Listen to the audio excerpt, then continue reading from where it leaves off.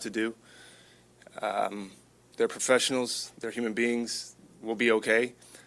We feel for the workers, mostly, the low-income wage earners that count on working our games.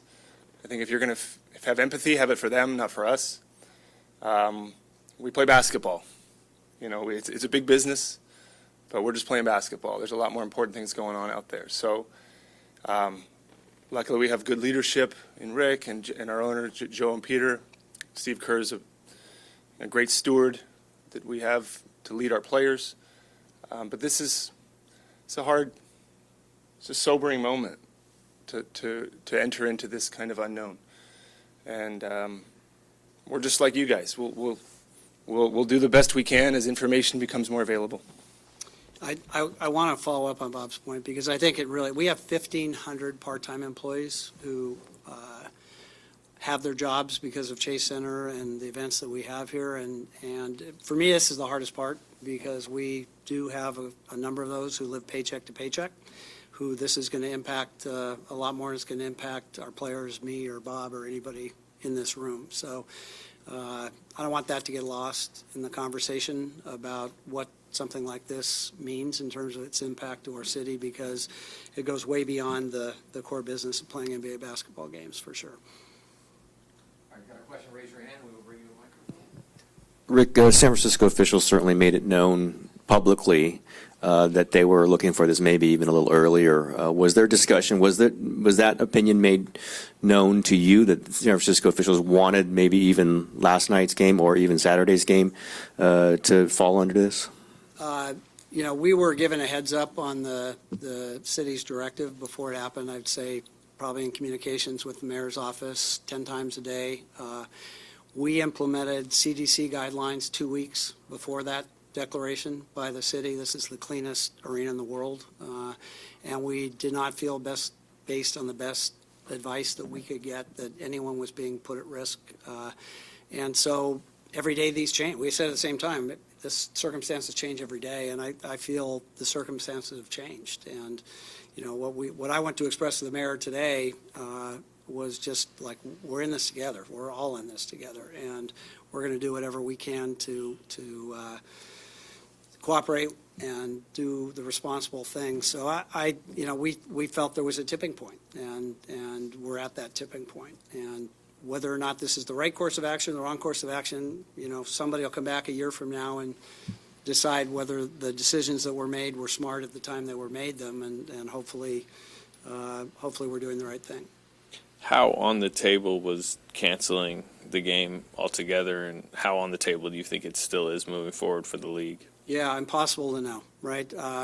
There was no discussion of canceling tomorrow night, either with the city or you know, with essential personnel only, or with the NBA. So that didn't come up. It wasn't raised in our discussion. But you know, this afternoon's call, and I'm sure a lot of calls after that, will determine what the way forward is going to be.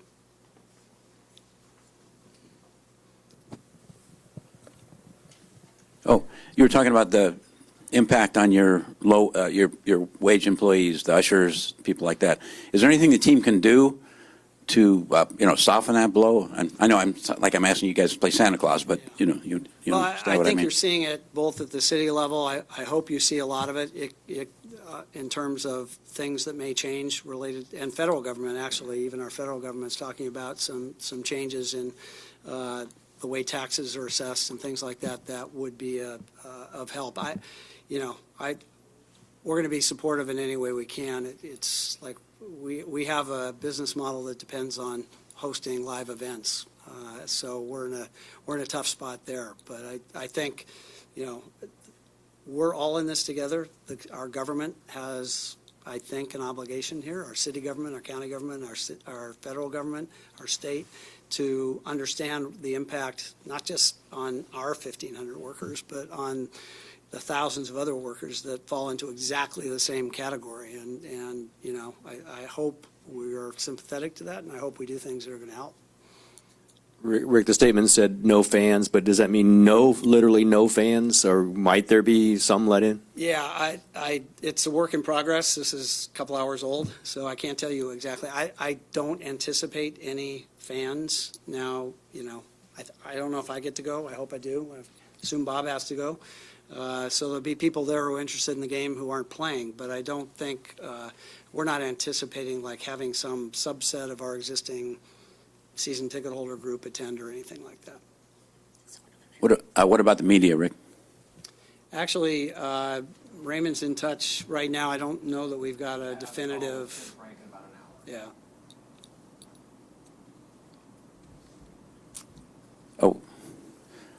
Can you tell us anything about what the game experience is going to be like? You're going to have a PA announcer. You're going to have. You might be better to, yeah. Yeah, I mean, again, it's if you're here, I'll be there. Very imperfect environment to compete in, but again, I don't want to prioritize. We'll be fine, but as far as how we're going to do it, we engaged our players. Do you want music? You want it before? I mean, I don't think we're going to pretend like fans are there. I've never been to a game without fans, so I don't know that any of you have. We're going to try to. I imagine it will be. This is going to be so different. I mean, We'll have a stats crew. Yeah. We'll have a PA announcer to help explain what's going on during the game if there's Foul things that on have the to be guy, explained. yeah. We'll have statistics on the scoreboards. We'll have radio and television broadcasts. That will happen. But beyond that, as Bob said, in consulting with the players, they kind of think it's weird not to have at least they have music during practice. They'd like some music when they're warming up. Was that what the basic input from the players was, that they would like to have some Yeah, sound? I mean, or look, music? they're a little bit, we just hit them with this in real time. So it's not as if they had the evening, or they may show up tomorrow at shoot around with some ideas and say, hey, we thought about it, and we were wondering if we could do X, and we'll comply as much as we can. But also, there's a seriousness to this too. So we're trying to balance being civil and respectful of what is happening, and also we're playing a game, but we're going to play the game. And there's a lot, we may not be in a position where we are competing for a playoff spot, but Brooklyn is. So, and there's many teams out there that are. So there's a competitive component that you have to respect. That you have to respect the league. Our players are professionals, so they have, just like we would have to go to work under not ideal conditions.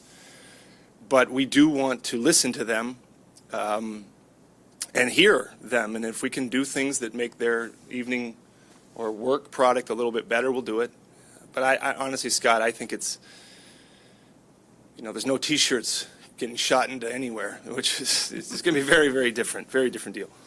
Can I go back to Tim's question? Because I want to feel like I'm giving the most honest answer I can give. One of the complications here, in addition to the employees that are depending upon us, is we are in a 30-team league, and every decision that's being made in the Bay Area right now not only is going to affect every other team in the NBA, it's going to affect every other team in other sports that are in season right now. So we take that responsibility really seriously, too, and want to, have been in touch with, I can't even count the number of teams and other leagues that we've been in touch with. So this is a big deal. This step is a very, very big deal, and we feel like we're making it at the appropriate time, but it's going to have effect on other teams and other leagues as well.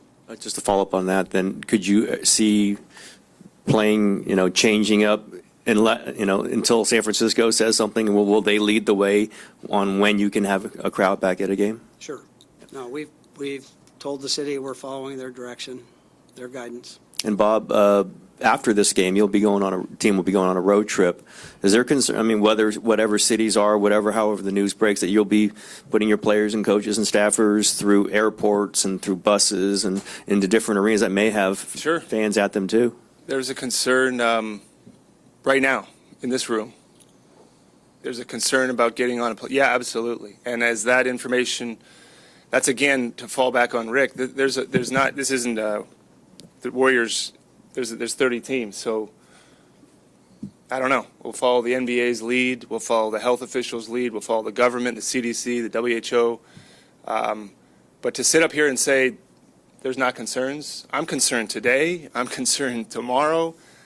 We all should be concerned. A week from now, 2 weeks, are we all living appropriately? Who are we listening to?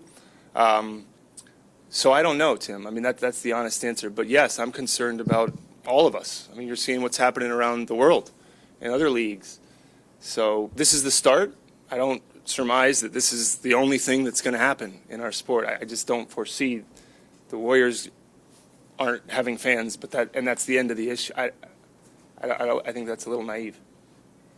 This is obviously still such an unknown, and the human aspect is what matters most. But how do you see this potentially affecting, revenue and salary, future salary caps, particularly if you got to cancel games in the future?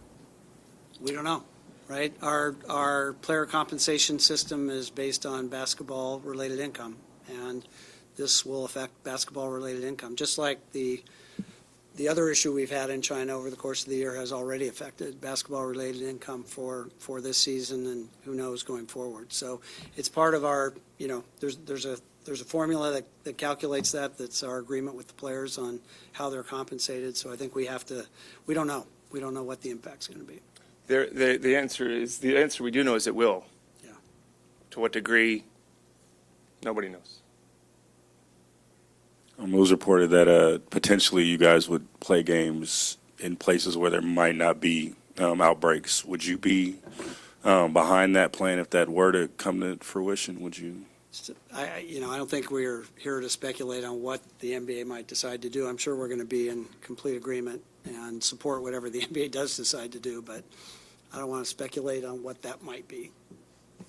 Bob, you mentioned that the atmosphere amongst the players was somber. Did any of the players or coaches express to you either an unwillingness or an uneasiness to continue playing, given what's going on right now? No, nobody. Again, I mean, we shouldn't judge anybody's immediate reaction.